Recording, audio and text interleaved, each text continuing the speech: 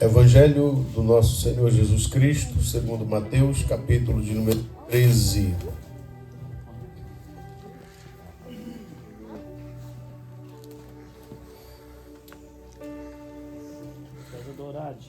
Aleluia.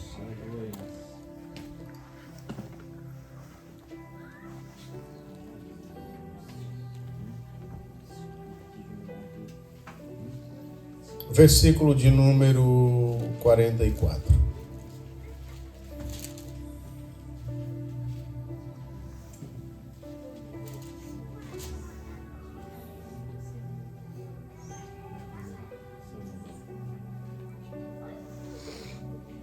Que nos diz assim: também o reino dos céus é semelhante a um tesouro escondido num campo, que um homem achou e escondeu, e pelo gozo dele vai e vende tudo quanto tem e compra aquele campo. Outrosim, o reino dos céus é semelhante ao homem negociante que busca boas pérolas, e encontrando uma pérola de grande valor, foi, vendeu tudo quanto tinha e comprou-a. Amém? Somente até aí podeis tomar os vossos assentos. Aleluia. Oi, Tiago. Obrigado. Aleluia. Meus irmãos, a irmã Rayane cantou um hino que ele foi no mesmo tom desse texto, né? E eu me senti hoje à tarde meditando, inspirado a falar aos irmãos a respeito dessas duas parábolas.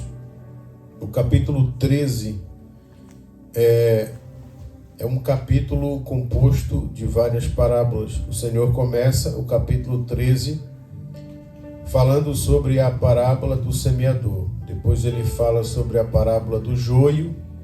E aí então ele vai e fala a respeito da parábola do tesouro escondido no campo, a parábola da pérola e a parábola da rede.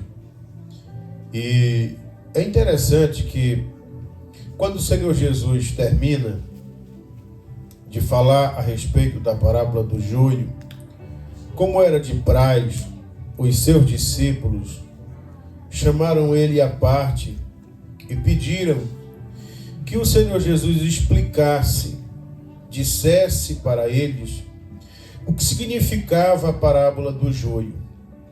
E o Senhor Jesus Cristo prontamente foi e explicou.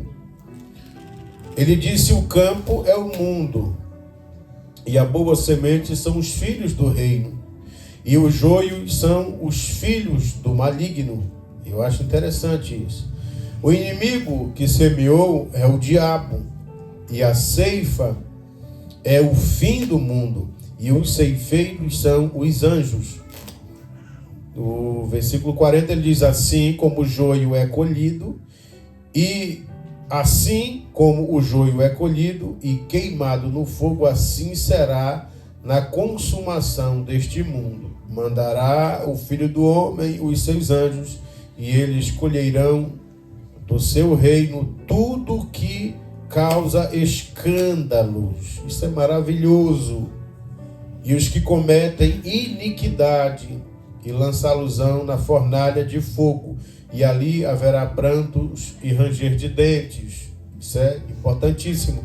Eu acho interessante essa expressão de Mateus, porque ele diz: todos aqueles que causam escândalos, eles serão lançados no lago de fogo para a condenação eterna. É importantíssimo isso.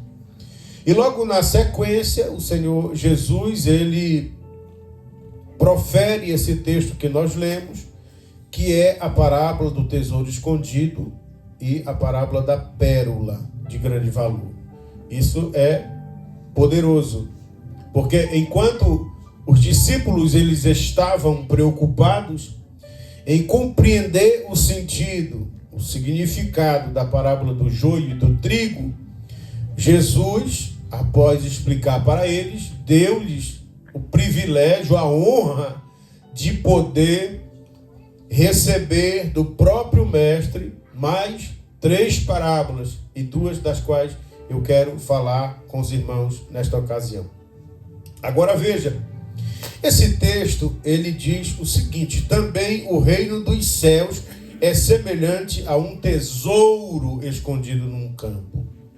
Hoje, enquanto eu estava lendo a Bíblia, lá no meu local de leitura, aquele chegou lá e disse: olha aqui, eu tenho um negócio para te mostrar aqui no telefone. Aí, no momento, eu achei que era só mais um incômodo, né?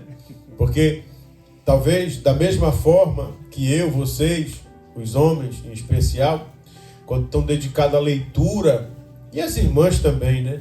Querem ficar num lugar a sós, né? Então, toda e qualquer ação que vem tirar a nossa atenção, a gente acha que é desnecessária, né?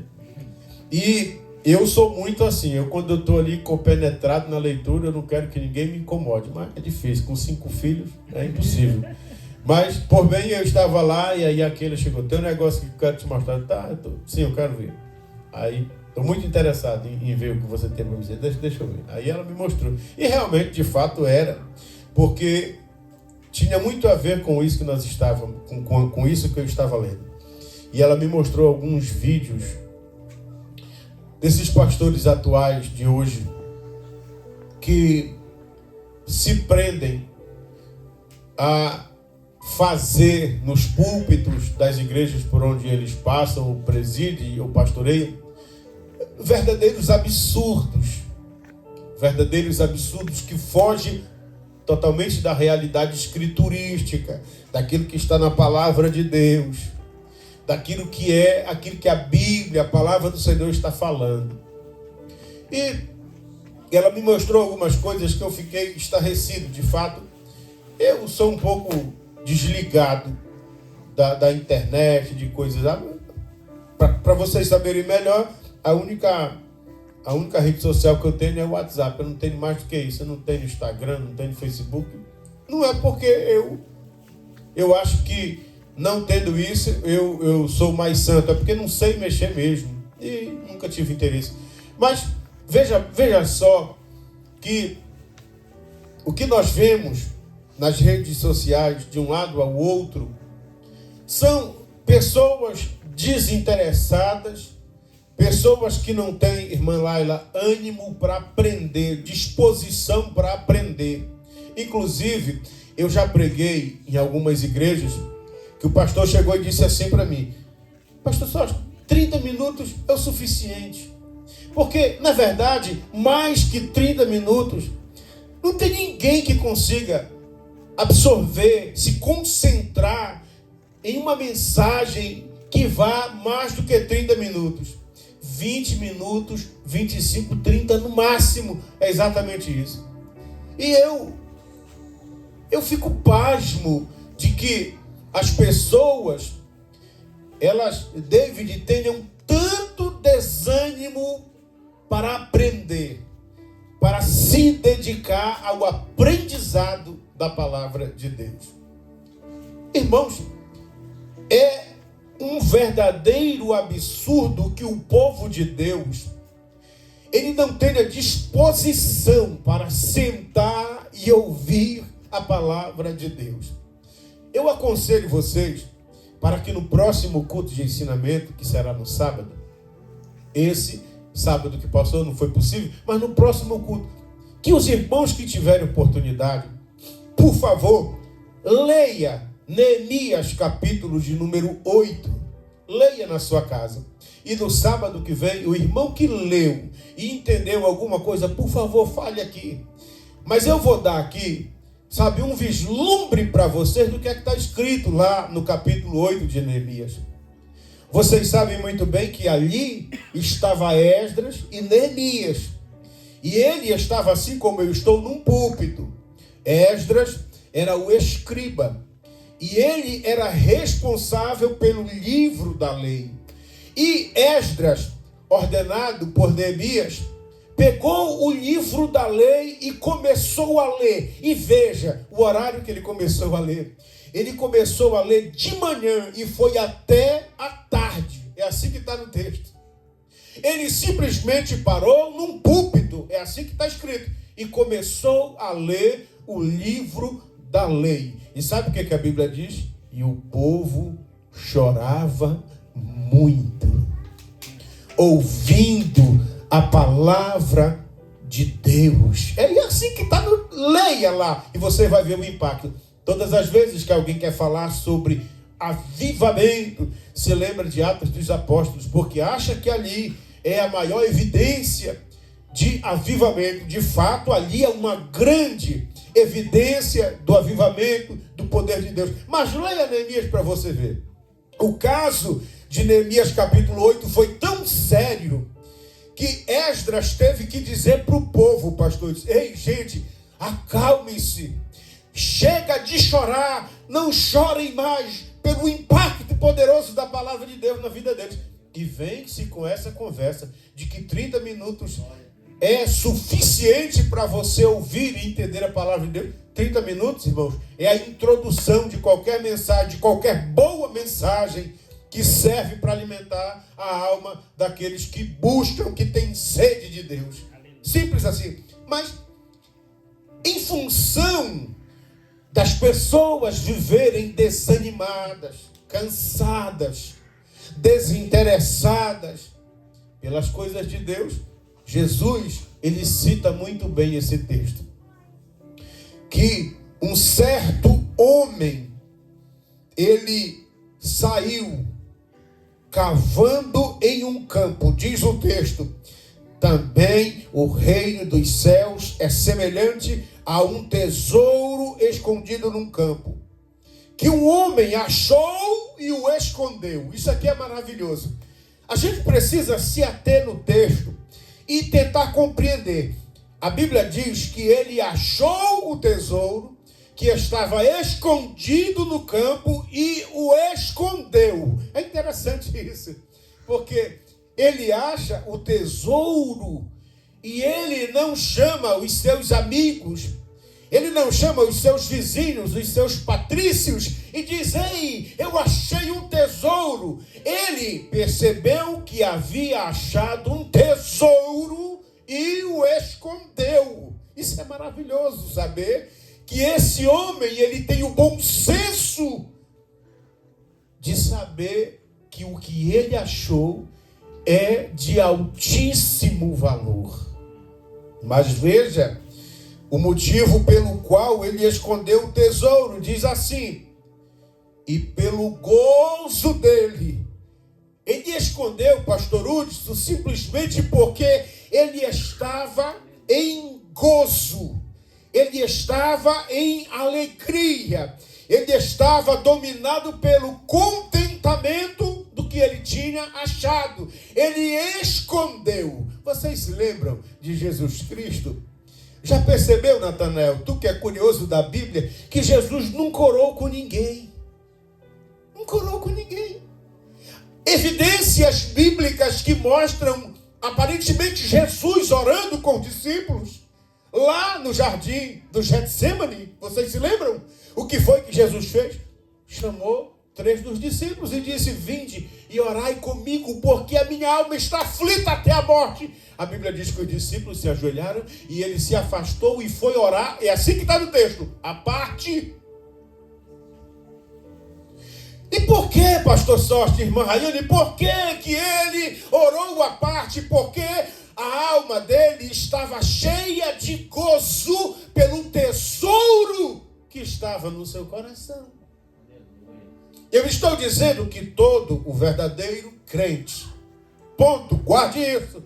Eu estou dizendo que todo verdadeiro crente, ele tem os seus momentos a sós com Deus, onde ele e o seu tesouro e a sua alma em gozo desfruta com Deus de uma intimidade onde ninguém mais pode interferir. Não é na igreja. Não é só aqui na igreja que nós dobramos os nossos joelhos. Não é lá na nossa casa com a nossa família, não. É um momento a sós com Deus, com esse tesouro que nós descobrimos. Escute isso, escute isso. Mas de fato, que para buscar a Deus em oração, a nossa alma precisa estar em gozo, precisa estar alegre, contente, prazerosa. Nós precisamos sentir prazer por essas coisas. Nós precisamos sentir alegria, contentamento de estar com Deus e em Deus, a sós com Ele. Aleluia. A sós com Ele. É isso que evidencia que Deus está na tua vida. Que Deus tem um relacionamento pessoal com você. Eu postei esses dias atrás uma fala do pastor Tarsus Licurgo, que é uma pessoa que eu admiro, e eu achei interessantíssimo o que ele disse. Ele disse que o fato de você estar na igreja não faz de você um cristão. Ele continua dizendo, assim como o fato de você estar numa garagem não faz de você um carro. E tem muitas pessoas achando que, pelo fato de estarem na igreja, são cristãos. E o que é que define um cristão? O que é que define se a senhora é uma cristã, se você é um cristão, se eu sou um cristão? O que é que nos define como cristãos? Sabe o que é? O nosso relacionamento pessoal com Deus. Não é relacionamento coletivo. Não é esse relacionamento coletivo aqui que vai dizer se nós somos cristãos ou não. É o relacionamento pessoal. Eu não preciso trocar isso em miúdos, vocês entenderam? É o relacionamento pessoal entre você e Deus. Quando nas madrugadas você dobra os seus joelhos, às vezes ela não sabe e às vezes ele não sabe, mas você orou, você falou com Deus. Porque você descobriu que um tesouro escondido no campo. O campo representa aqui o reino dos céus.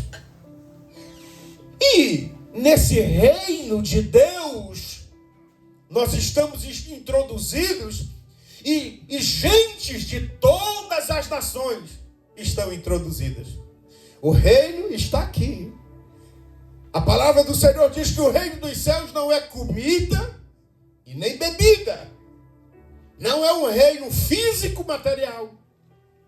O reino de Deus é essa atmosfera, Natanael, espiritual que nós vivemos. Onde, guarde isso, onde uns se esmeram mais e outros se esmeram menos. O que é que o senhor disse, pastor? Eu disse que no reino de Deus tem aqueles que se dedicam mais e tem aqueles que se dedicam menos. No reino de Deus existem aqueles que são comprometidos.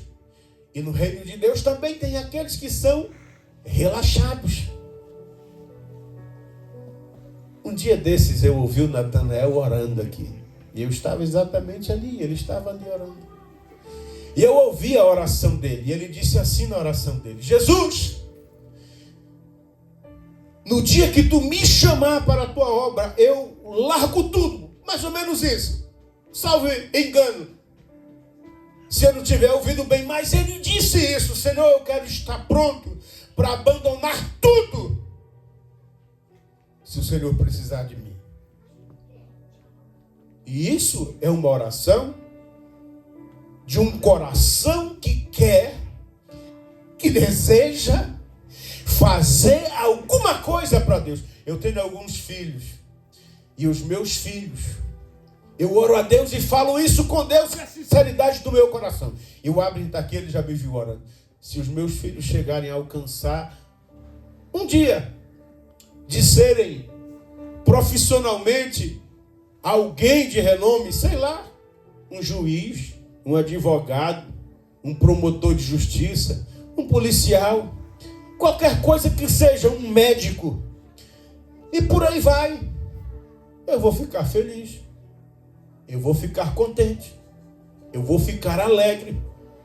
Mas se o meu Jesus, aleluia, me der o prazer, a alegria de ver os meus filhos ingressando no ministério, e eu ver os meus filhos pregando a palavra do Senhor Jesus, e escute bem, que eles talvez não tenham muita provisão, porque é assim a chamada ministerial que Deus faz para a vida daqueles que Ele escolheu. Ele não promete nada aqui para essa terra, não. Os verdadeiros homens de Deus, de Gênesis a Apocalipse, todos que exerceram funções ministeriais, que foram chamados por Deus, eles foram chamados e Deus não garantiu nada aqui nessa terra, mas garantiu um céu, garantiu uma porta aberta no céu, porque o que eles teriam aqui nessa terra era o prazer, o gozo de se relacionar com um grande tesouro escondido no campo. Mas isso não é fácil. Isso não é fácil porque, veja bem, como é que você consegue combater? O que eu vou dizer aqui agora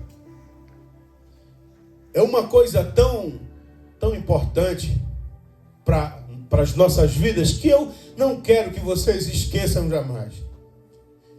O Abner começou com uma brincadeira de me gravar. E ele, com um canal aí, ele foi e começou a colocar lá. E no começo eu não era muito a favor. Mas agora eu estou começando a gostar da brincadeira por um único motivo. Por um único motivo. Eu vou dizer para vocês. Porque nós precisamos substancializar, através da palavra de Deus, nutrir a nossa alma. Escute isso. Viver no tempo da ignorância, viver no tempo da ignorância, da estupidez, como nós estamos vivendo hoje, é uma coisa absurda. Onde a ignorância é ovacionada, aplaudida de pé. A ignorância. Quanto mais ignorante, parece que mais bonito é. Não é assim? Parece que quanto mais ridículo a pessoa é, parece que mais seguidores ele tem. Cara, nós não vamos longe. Veja os canais no YouTube das pessoas que têm conteúdo que valoriza, que acresce ao conhecimento das pessoas, e vai ver quantos seguidores eles têm.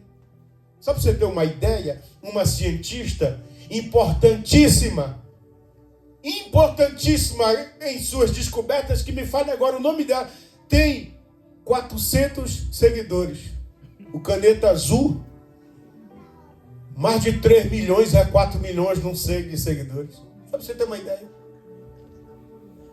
Sabe por quê? E nós realmente é de rir, é de achar graça. Mas isso revela o nível intelectual das pessoas. Você pega um menino do tamanho do Abner e pede para ele cantar o hino nacional, não sabe. Mas se pedir para ele cantar o funk do momento, ele conhece. Porque a ignorância é aplaudida de pé. Agora escute bem. Isso não se dá somente lá no mundo secular. Isso invadiu as igrejas. Isso tem varrido as igrejas de um canto a outro. A ignorância predominante, a ignorância teológica, a ignorância de conhecimento, onde as pessoas não valorizam. Eu acho interessante, irmã Lara, olha como é que é interessante. O maior pregador da época, o homem que mais abriu igrejas no Novo Testamento, quem era ele? Paulo. Não é isso? O maior bandeirante do Novo Testamento, Paulo. E Paulo está pregando num congresso o congresso bombando. Escute isso aqui, guarde isso aqui. E sabe o que aconteceu? Paulo pregando, um camarada dormiu, caiu e morreu, não foi? Olha só, o congresso que Paulo está pregando, a igreja primitiva pregando, Paulo está pregando, o camarada dormiu, caiu e morreu. Interessante isso. Sabe, porque me vem à memória, me vem ao coração a ideia de que Paulo não estava lá sassaricando e gritando e fazendo palhaçada, não. Paulo estava pregando a Bíblia, a palavra de Deus como ela deve ser pregada, com sabedoria, com entendimento, ensinando o povo. E ele dormiu e caiu. Se fosse aos nossos dias, né? Caiu porque o pregador era frio demais. A falta de conhecimento faz as pessoas acharem que Deus, Ele só está nos lugares onde há alvoroço, onde há barulho sem conteúdo. No culto de ensinamento que vem, nós vamos pregar sobre João capítulo 10. Venha. E você vai ouvir o que aquele texto tem a nos ensinar. Mas vamos nos ater aqui. A ignorância hoje na igreja teológica também é predominante no meio de muitas igrejas, onde as pessoas se sentem interessadas só pelo oba-oba. Recebe aí, vai recebendo, recebe. E aí as pessoas vão recebendo. Eu só não sei o que, mas vão recebendo. Agora escute, irmão, se for para ir para esse lado aí, para essa veia aí, eu já dei minhas pinceladas também. Mas não é isso que manda, é conteúdo. Gritaria sem conteúdo não é nada. Deixa eu lhe dizer uma coisa. Jesus Cristo, ele disse, eu sou a luz. Vocês se lembram? Como foi que ele disse? Eu sou o quê? A luz. Você sabe o que quer dizer luz? No original hebraico? Sabe o que quer dizer? Conhecimento. Luz. No original hebraico, Abner, luz, no original hebraico quer dizer conhecimento. Quando Jesus Cristo disse, eu sou a luz, ele está dizendo, eu sou o conhecimento, o entendimento. Para as vossas mentes. Para o vosso entendimento, sou eu a luz, sou eu o conhecimento. Era isso que ele estava dizendo. Outro sim, trevas significa ignorância na Bíblia. Só quem se prevalece da ignorância do homem é o diabo. Como os pregadores de hoje poderia dizer, quanto mais burro, vira para o irmão que está do seu lado, quanto mais burro você for, mais próximo do diabo você está. Em termos bíblicos, em termos teológicos, em termos da tua vida cristã, quanto mais ignorante você é, mais preso nas garras do diabo você está. Quanto mais luz de Deus você tem, mais próximo dele você se encontra. É simples assim. Pastor Sócio, mas o que é que isso tem a ver com o texto? Tem a ver com a segunda parábola, da pérola. Porque a Bíblia diz que um certo negociador saiu em busca da pérola de grande valor. Ele não comprava qualquer pérola. Ele só comprava pérolas de grande valor. E interessante. Vocês devem saber, melhor do que eu, que a pessoa que mexe com essas coisas preciosas, ele tem que entender muito bem, senão vai comprar pedra falsa, vai comprar pedra que não tem valor nenhum, vai comprar pedra que não vai dar nenhum lucro para ele. O negociador de pedras preciosas, ele precisa entender bem o ofício. Agora escuta, David. Isso aqui que é maravilhoso. Esse negociador, ele tinha habilidades. Irmã Laila, esse negociador, ele tinha conhecimento sobre pedras preciosas. Naturalmente, Natanael, naturalmente esse homem, olhe para cá, por favor. Naturalmente esse homem se especializou. Naturalmente esse homem, ele tinha conhecimento, ele se esforçava, ele estudava para conhecer, para saber, para entender, quando ele estivesse diante de uma pérola de grande valor. Ele não saiu adoidalhado de qualquer forma por aí. É uma pedra, me dá, quanto é? Toma, me dá para cá a pedra. Não. Ele estudou, ele sabia, ele conhecia. Quando ele botava os olhos numa pedra, ele sabia qual era o valor daquela pedra. Isso é importante. Isso é maravilhoso. Porque nós, crentes, precisamos também ter essa mesma qualidade. Nós precisamos ser expertos nessa matéria, de saber quando a pérola tem valor e quando ela não tem. Faz que nem para ele. Não, você não entendeu, você não pegou. Você vai pegar agora, peraí. O camarada não está dizendo nada com nada. Recebe aí, levanta a mão aí da glória. A igreja todinha, glória a Deus. Nada com nada, não está na Bíblia, não tem nada disso na Bíblia, não tem nada a ver com o texto que ele leu. Recebe aí isso. Glória a Deus, glória a Deus. Sabe por que faz isso? Sabe por quê, Nathanael? Porque não tem conhecimento a respeito da pérola, se tem valor, se não tem valor. Particularmente eu creio 100% naquilo que Deus pode fazer de forma transcendente, sobrenatural, que está além da nossa capacidade humana. Eu sei que Deus pode curar um canceroso, eu sei que Deus pode ressuscitar um morto, eu sei que Deus pode curar um cego, um surdo, eu sei que Ele tem poder de revelar as coisas, eu sei disso, eu creio nisso, 100%. Mas se o cara vir entregar uma profecia para mim, uma revelação, eu vou olhar para ele com um olhar de incrédulo. Porque se for Deus que estiver falando através da boca dele, Deus não vai se calar por causa da minha incredulidade. Ele vai falar mesmo assim. Está gravado aí, olha. Vai ser gravado o que eu vou dizer aqui. A irmã Benedita, lá em Belém do Pará, mulher crente de oração, mãe do pastor Hugo, ele vai ver eu falando isso. Ele está lá, ó, vendo aí a gente pregando aqui. Pastor Paulo, o nome do picareta, chegou e disse assim: ei, você, senhora, vem cá. E ela veio, irmã Benedita. O nome dela é Benedita, a gente chama ela de Benedita. Ela veio, aquele jeito dela, chegou lá na frente, uma mulher simples, só que de oração, crente e leitora da palavra de Deus. A senhora, o Senhor me mostrou que a senhora sente uma dor muito forte na sua coluna, uma dor insuportável, e o Senhor está falando contigo aqui que Ele vai te curar hoje. E vou lhe dizer, meu irmão, que uma mulher de 45, 50 anos que não tiver uma dorzinha na coluna, até mulher mais nova tem. E ela já cinquentona, ela disse assim para ele, ela, a irmã Bena, era uma mulher, é sensacional. Ela afastou assim para trás, disse: olha, pastor, eu sou costureira, todo mundo aqui na igreja me conhece. Tem noites que eu viro a noite costurando, sentado na minha máquina. Mas eu não sinto nada na minha coluna, eu não sinto dor em lugar nenhum na minha coluna. Ele baixou a cabeça.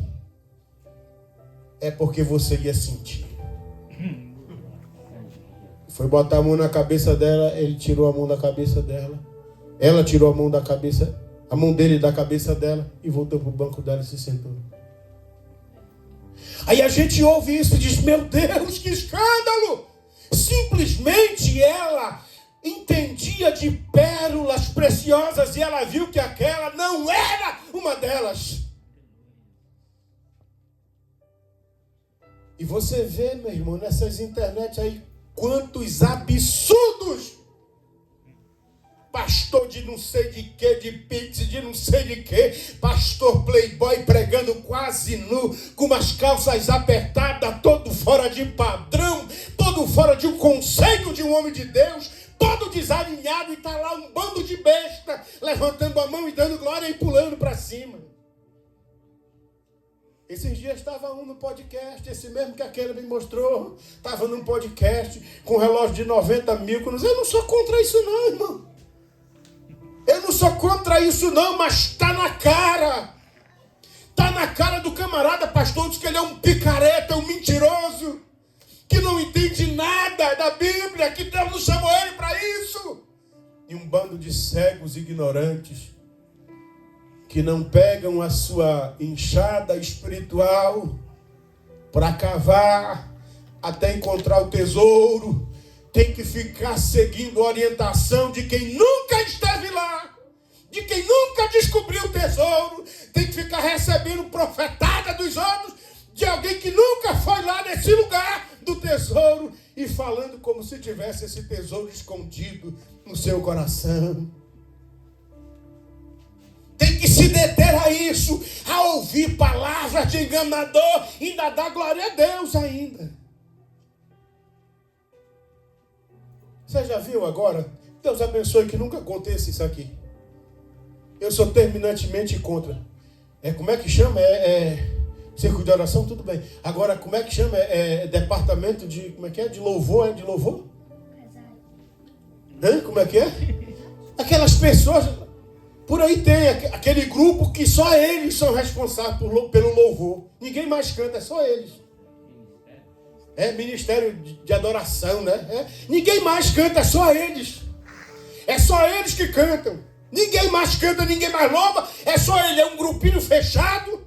Que ninguém para fazer parte tem que entrar rastejando, tem que entrar lambendo o chão para poder fazer parte. Para ficar se acotovelando, um com o microfone, 10 pessoas, cada um com o microfone, se acotovelando, cada um querendo cantar mais alto que o outro, mas ninguém mais pode entrar. Só eles louvam, só eles sabem louvar. Eu acho interessante isso. Ninguém mais tem direito de crescer diante de Deus. Ninguém mais, pastor Hudson, pode fazer nada para Deus, porque só um, que eles chamam de ministério de louvor, tem o direito. Agora escute isso. Aí a primeira coisa que eles fazem: desliga as luzes, abaixa as luzes. Aí abaixa, fica escuro. Fica de pés. Nunca faça isso, minhas irmãs, irmã Lali, nunca faça isso. Você foi chamada para louvar, minha irmã. Louve a Jesus, deixa que o Senhor Jesus está no teu louvor. Ele vai abençoar a igreja. Você não precisa mandar ninguém ficar de pé, não. Fique como você está. Se é cantora, se você for cantar oficialmente em qualquer lugar, vai e faça aquilo que Deus colocou. Porque lá você é cantora oficial. No lugar que você vai para receber uma oportunidade. Você não precisa mandar ninguém ficar de pé, não. Cante a Deus, deixa o pessoal sentado e cante a Deus. Cante para o Senhor Jesus. Aí ele diz, fica de pés. Aí ele diz, olha, entregue o seu melhor para Deus. Vai, adora, vai, glorifica, vai, glorifica, vai. Eles querem levar as pessoas a um lugar que eles nunca estiveram. Eles querem levar as pessoas a uma situação espiritual que eles não têm. Por que, pastor, que eles não têm? Porque não se especializam em conhecer pérolas de grande valor e porque não cavam o tesouro escondido no campo. Eu estava vendo um camarada que ele disse assim para um pastor. Chegou na casa do pastor, o pastor disse, meu irmão, venha, vamos tomar um café. Disse, meu pastor, me perdoe, é que eu estou em consagração. O pastor disse, não, tudo bem, ok. Aí, quando foi no outro dia de novo, ele estava fazendo trabalho. Meu irmão disse, não, pastor, deixa eu lhe dizer, eu fiz um propósito com Deus, 21 dias de consagração, estou me consagrando, porque eu vou pregar numa festa, e eu quero que Deus faça proezas lá nesse lugar. Onde é esse lugar? É em lugar tal. Mas lá não é uma congregação nova. Mas lá tem quantos crentes lá? Disse, lá tem 7 pessoas. Aleluia. 7 pessoas. 21 dias de consagração. Trabalhando. O camarada trabalhava o dia inteiro em jejum e oração a Deus para pregar para 7 pessoas. 21 dias de consagração. Isso que eu vou dizer também está ali gravado e eu vou dizer para você, meu irmão. Escuta, Pedro. Está ali gravado, eu vou dizer para você. Um dia eu cheguei e disse para o Hugo, eu senti de Deus de fazer 15 dias de jejum e oração, começando 5 horas da manhã, entregando 10 horas da noite, depois do culto. Ele me chamava de Preto. Ele disse, Preto, tu é doido. Eu disse, eu sou. E eu vou. 5 horas, 4h30 da manhã, eu me levantava e ia para a igreja. 5 horas eu estava lá dentro da igreja. Igreja fechada. Eu entrava, dobrava os meus joelhos e orava. E orava. E orava. Tirava período de oração de 3 horas, 4 horas de joelhos dobrados, sem parar orando com Deus, falando com Deus. Sozinho, só eu e Deus. Cavando. Cavando. Cavando no reino de Deus, na intenção de encontrar o tesouro escondido. Quando foi no último dia, a irmã Bena chegou e disse assim, bateu na porta da igreja. Varão! E eu fiquei calado. Eu não vou sair. Ei, varão! Olha, é Deus que mandou eu vir aqui, viu? A irmã Bena.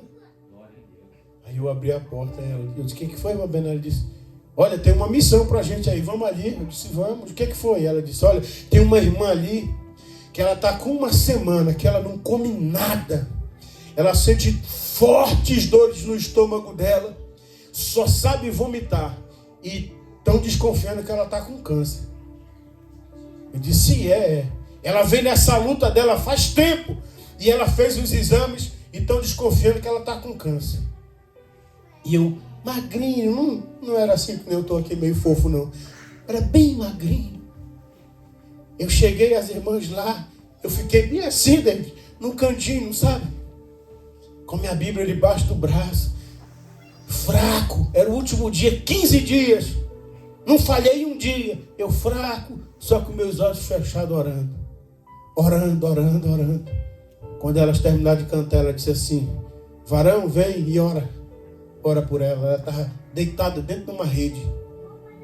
Aí eu cheguei, coloquei minha mão assim e disse assim, Senhor Jesus, é a tua palavra que diz, imporão as mãos sobre os enfermos e os curarão. Em teu nome, Senhor, eu ordeno que a enfermidade vá embora e que a cura seja, meu Deus amado, confirmado na vida dessa mulher. Quando eu falei assim, ela regalou os olhão assim para mim. Aí disse assim, me ajuda a sentar. Ela sentou na rede. Está gravado. Eles vão ver lá. E aí ela pegou e disse assim, ei, traz comida para mim, eu estou com muita fome, eu quero comer. E trouxeram uma comida, eram umas 3 horas da tarde, trouxeram uma comida, um prato cheio, e ela comeu desesperada, como se tivesse, sabe, na ânsia, mas comeu, bebeu água, disse, por favor, me ajude a me levantar, se levantou, foi para o banheiro, voltou arrumada, dando glória a Deus, chorando e dizendo assim, Jesus me curou, eu senti que Jesus me curou, eu senti que Jesus me curou, aleluia. Mas o problema é que as pessoas querem falar de coisas que elas não entendem e demonstrar experiências que elas nunca tiveram com Deus e achar que isso pode mudar, que isso pode transformar a vida dos outros. Vocês ainda acreditam que Papai Noel passa pela brecha da fechadura para entregar o presente? Não. Nem os meninos não acreditam. Da idade do Abner eu ainda acreditava. A minha mãe ainda dizia assim, olha, se não lavar bem a sandália, o Papai Noel não vai trazer o presente, porque ele vai colocar o presente em cima da sandália. E nós ia para o rio, pegava areia, irmã Rayane, esfregava a sandália e voltava com a sandália bem limpinha. Quando acordava de manhã tinha um carrinho lá, tinha uma mudinha de roupa, e a gente ficava feliz. Depois a gente cresce e descobre que eram os pais que traziam, que davam os presentes. A gente fica triste porque parece que aquela fantasia, de alguma forma, era legal, era bacana. Porém, olha para cá, não era verdadeiro. Quando eu falo coisas aqui que eu não entendo, que eu não vivo, de certo ponto, Natanael parece bonito, porém não é verdadeiro. O meu conselho é esse. A igreja que Jesus vai vir buscar, e é por isso que o Senhor Jesus, ele conta essas duas parábolas depois da explicação da parábola do joio, quando ele está falando sobre os últimos dias. Porque a igreja, pastor, disse que Jesus vai vir buscar. É a igreja que aprendeu, irmão, lá cavar. Glória a Deus. Aleluia. É a igreja que aprendeu a cavar. É a igreja que se interessa pelas pérolas de grande valor. É a igreja que está olhando atenta para saber se a pérola, irmã Rayane, é de grande valor ou não. Aleluia. Se essa palavra é uma palavra verdadeira ou não. Vocês se lembram? Capítulo 17 de Atos dos Apóstolos. Enquanto Pedro pregava, se não me falha a memória, Pedro, os bereanos estavam consultando para saber se o que ele estava dizendo, aleluia, estava ali.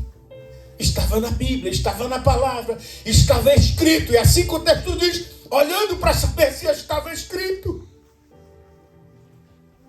Eu acredito que a igreja do arrebatamento é a igreja dos crentes Tomé. Tomé, ele é muito martirizado, né? Por causa que ele duvidou. Mas Tomé, por sua vez, tem uma qualidade excepcional. Que Jesus havia dito para ele, Natanael, que muitos Cristos depois de mim virão.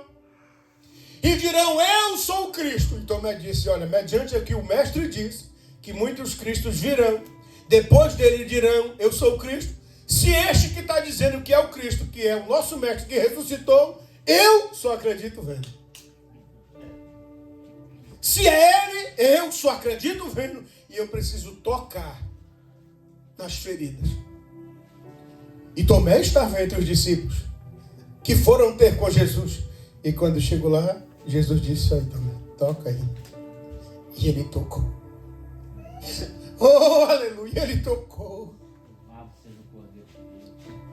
Porque ele não vivia de experiência alheia. Ele não vivia de experiência dos outros. Ele queria ter as suas próprias experiências com o mestre. Ele queria adquirir a sua grande pérola de valor. Ele diz, o texto diz, e ele encontrou a grande pedra e foi lá. E vendeu tudo o que tinha, irmã Rainha, para comprar. Agora, essa passagem comprar, deixa eu ver, não vai dar tempo. Mas essa passagem aí que diz comprou, sabe como é que está escrito lá, Pedro? Permutou, trocou. Não comprou com dinheiro. Ele pegou o que ele tinha e disse, olha, vamos fazer uma troca. Tu me dá a pérola e eu te dou tudo que eu tenho. Tu sabia, Natanael, que quando tu diz, olha, eu vou te dar tudo que eu tenho, tu está comprometendo até você. Tu está comprometendo a tua alma, tu está comprometendo o teu espírito. Esse homem disse, olha, eu sou capaz de dar tudo que eu tenho, inclusive a mim mesmo, em troca desta pérola. É por isso que não é comprar, porque as suas comprar era com o dinheiro que ele tinha, com a fortuna que ele tinha. Mas permutar é trocar tudo que é seu pelo tesouro, pela pérola, inclusive a sua própria vida. Aleluia. Sabe o que foi que nós fizemos quando nós aceitamos a Jesus Cristo? Nós trocamos, nós permutamos tudo que era nosso, inclusive a nossa vida, por causa da pérola de grande valor. Levante assim a sua mão direita ao céu. Senhor meu Deus, aleluia. Pai de nosso amado e Salvador Jesus Cristo. Ó Deus, Deus querido, o Senhor sabe da alegria, Senhor, e do gozo que eu sinto em minha alma de trazer a Tua palavra, Senhor Jesus, aos Teus filhos. Meu Deus, poucos como somos, mas sinto o progresso, meu Deus, produzido pela Tua palavra no coração dos Teus servos. Portanto, Jesus amado, meu querido Salvador, anelo da minha alma, amor da minha vida, ser a nossa grande pérola de valor. Desperta desejos de cavar, Senhor, neste solo, neste reino, Jesus, até encontrarmos, ó Deus, o tesouro que está escondido. Meu Deus, sê-nos diligente, Pai amado, quanto ao serviço da Tua obra. pois nós oramos e te suplicamos em nome de Jesus. Escute. Vocês acreditam que o Senhor Jesus, Ele toca especialmente na nossa alma de maneira que nós não somos capazes de compreender, de entender. Mas enquanto eu estava orando, eu senti a inspiração de Deus de dizer isso. Deus, Ele vai trabalhar de maneira especial em nossos corações. Aleluia, glória. Você sabe o que é que eu quero dizer com isso? Que vidas espirituais aqui se aproximarão mais do tesouro. Aleluia. E nós vamos ver a diferença disso aqui. Aleluia. Deus vai dar experiências novas. Deus vai dar experiências novas. Você vai ter experiências novas. Escute, você vai ter experiências que você nunca teve.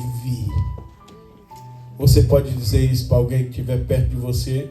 Você vai ter experiências que você nunca teve. Diz lá, irmã Laila, vai lá dar um braço na Raiane lá, vai lá. Natanael, meu irmão, você vai ter experiências com Deus que você nunca teve. Coisas novas virão. Aleluia. Oh, glória a Deus. Que Deus em Cristo vos abençoe. Amém.